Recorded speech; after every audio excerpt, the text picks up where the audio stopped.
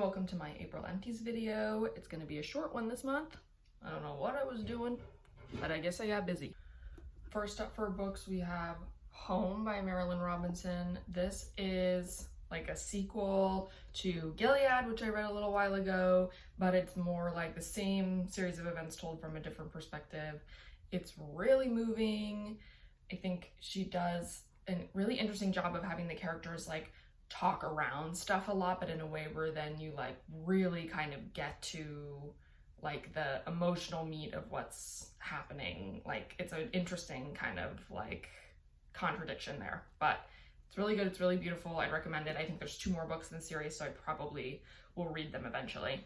Second, this was a library book, so I don't have it, but Deegan found at the library a graphic novel version of My Brilliant Friend, which is the first book in the Neapolitan Quartet that I've been reading.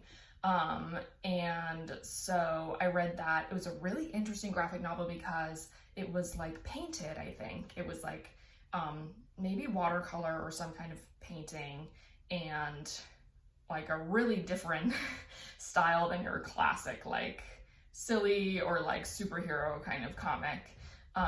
And yeah, I thought it was a good retelling. It definitely like for length like cut out a lot of the, you know, fat of the story, so it was a different experience, but I'd recommend it. I thought it was an interesting new perspective.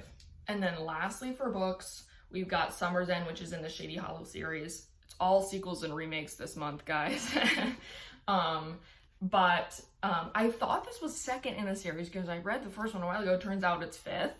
Don't know how I made that mistake, but I read it, and it's not that like serial of a series. I think it didn't seem like there was that much I was missing context wise, but I thought it was really fun. These are basically like fun, cute, cozy mystery. It's like a little fictional, so the murder doesn't seem as upsetting, and yeah, it's just a great read. I would recommend it. Finally watched this alone on my computer. Okay, that's how it goes sometimes. All right, basically it's like cops are bad, but other than that, I thought it was great. I mean, great movie. And I will say, it's like they're kind of doing a race thing, they're kind of doing a gender thing, and then I don't really understand how it translates to real life, like all in all, like as when the whole story is told, okay? But that's fine. It's a little cartoon, you know? Castle in the Sky, this is a Miyazaki movie, Studio Ghibli movie. There's a lot of these movies I haven't seen, and a couple that I've like seen, but it was a long time ago, etc. So I feel like I'm like needing to dig deeper into that. But basically, I was like, this is great. It's funny how much similarity there is, especially like on the surface level between all of the movies. There's like, you know, plucky kind of girl character, and she makes friends with a little guy and whatever, and they're in this kind of steampunky and stuff like that. But this had some great like quirky side characters. I really loved the like arc with the pirates, and it had like a really solid bittersweet ending. Thought it was good. This one was probably my favorite movie I watched this month. I watched this one in theaters with Dagan, and basically it's like the trailer like drums up all this intrigue, and like that's why I went, you know what I mean? There's like this big question in the trailer that they don't answer, and it kind of introduces this premise of like what could it be that she says that makes him react this way, you know what I mean?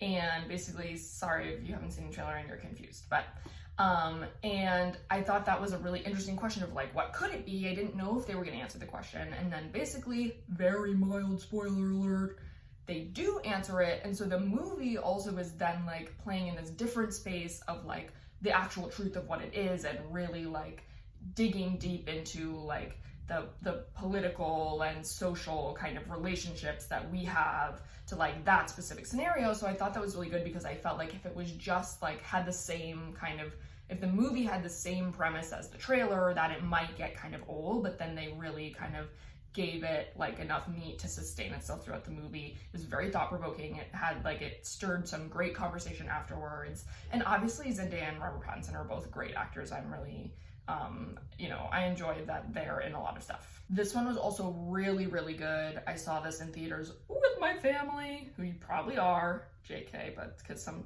other people in my family who weren't there will probably also be watching this, and Owen. Yeah, it's really movie. It's like, okay, space movies, it's like, normally I don't want to go there, and I get scared, that stuff, and it's always such a bummer. Also, it's like, oh, you want me to want to explore space, but then all the movies that everybody dies and it's sad? Like, I don't want everybody to die, because I'm a normal guy, so don't do that, you know what I mean? Don't even go up there because everybody dies always, and which is not so true in real life, right? But I guess we're not, it's the movies aren't about like, oh, we did another little, we went out into the atmosphere again, you know what I mean, whatever.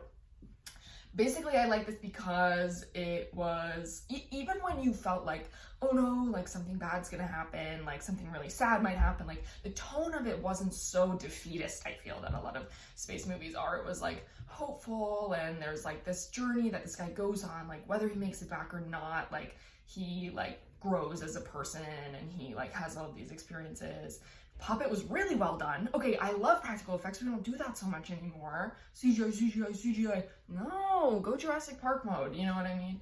So I like that. And I learned that this was by the same guy as The Martian, and I think that makes sense too, because The Martian is another kind of not a space movie, okay, because he's like on a planet the whole time, but another kind of space exploration movie that is a little bit more hopeful in tone, or at least like less of a bummer. You know what I mean? Okay, I recommend it. I feel like the buzz is good, so you don't really need me to tell you that, but I thought it was great. Ryan Gosling's a great actor too. He's got good charisma. Oh gosh, and then he's gonna do something horrible in the news or something. Okay, sorry. That might not be true. Sorry, Ryan Gosling. Don't want to criticize you unless something bad does happen. Have a good day. Season 3, final season of Heartbreak High. I love this show. Boy, did my sister and I gab about this recently. So, you know, I won't get too into it, but basically, I think it's a good finale season. They do really interesting arcs with everybody. I thought the mystery was, like, in some ways higher stakes than season 2 mystery, but like the reality of it for the characters felt more believable. I liked season 2, but it was definitely like big campy drama kind of situation. And this was like, I felt like it was a little more personal to the characters in a way that served it being the ending well. Yeah, it's just a show with great characters, and they do this great thing that a lot of teen dramas do, and a lot of other good media, where they like introduce somebody as a villain, and then over the time they have them like grow, and you see you understand where they're coming from, and they become more of a protagonist. Like they do that a few times in this show. I really like that. It's so plotty, but you know, they definitely give a lot of time to the characters. So in general, great show, great ending, great mystery. I didn't guess it, my sister did, so shout out to her. Clearly in the TV section, we're back on sequels and remakes. Malcolm in the Middle, Life's Still Unfair. This was so good, okay, in my opinion. The writing was really good. I think it was written by Bryan Cranston. It brought back like almost every side character, and it like did really interesting, bold stuff with it. One of the big things that's great about Malcolm in the Middle is how toothy it is, and I was not expecting any remake ever to be toothy, and it totally was.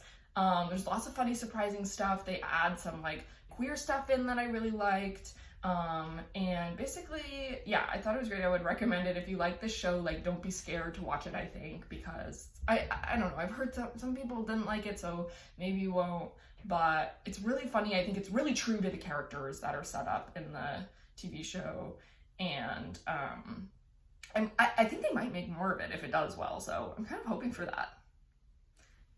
This is like season 5 or 6 or something of Shorzy. They just released like tons of little seasons, so I don't even know. Basically, it's like same thing as always for me, which is that the jokes are really funny, but a lot of the screen time is taken up by like montages and slow motion and like them being cool. And this season in particular had a lot of strippers in it for some reason.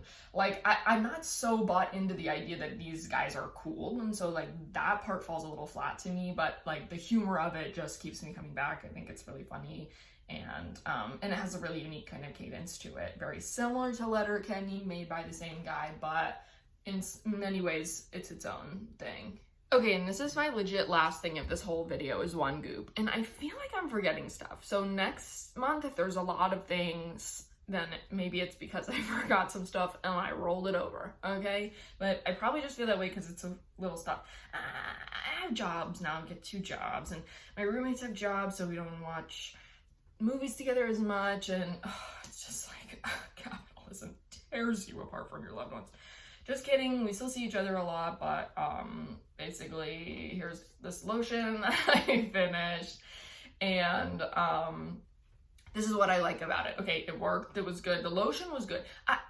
You might remember I tried this CVS lotion before, and my skin did not like it. Okay, so that's the bar for me, is for my skin to not dislike it, right? And to feel moisturized. Okay, so it did that, and then these are the big points for me. Okay, I like that it's in this screw top jar because I care about finishing stuff all the way, whatever. It's a lot easier to do that like this than if you've got it in like a pump bottle that you can't get your hand into and you're tapping on the bottom of it or whatever, you know what I mean? I don't feel the need for this. And I used a lot of this lotion before I moved, and I didn't want to start the pump because I was worried I couldn't lock the pump and then it could leak when I moved. So this is another thing, it travels better. I know this is big, so I'm not taking it like on vacation with me, but if you're moving or whatever, it travels better if it's in just like a regular jar type. I don't know why we don't just do that. Okay, whatever.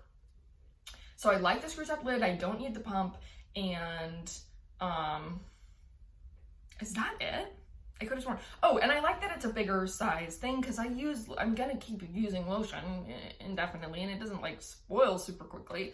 So I like to buy a lot at once. I like to buy it in the jar and finish it up. And also because I've been going to the refill store. Okay, guys, you get this, guys. There's a refill store, and so I'm gonna bring this back. I'm gonna clean it out. I'm gonna bring it back in to the refill store and just fill it up with more different lotion, keep using it from here. So that's great. That's another reason why this is a nice kind of structure to the jar.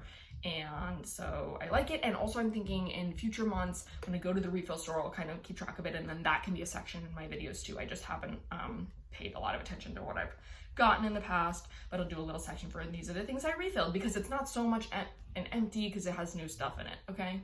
But I want to include it to promote the refill store, and also because I think it's fun, exciting, and because it is stuff I finished, and then I just went and got more. Okay, thank you for watching my video. I hope it wasn't too long-winded, but basically it's probably short anyway because there's not that many things, and I'm still working on some video games, reading books.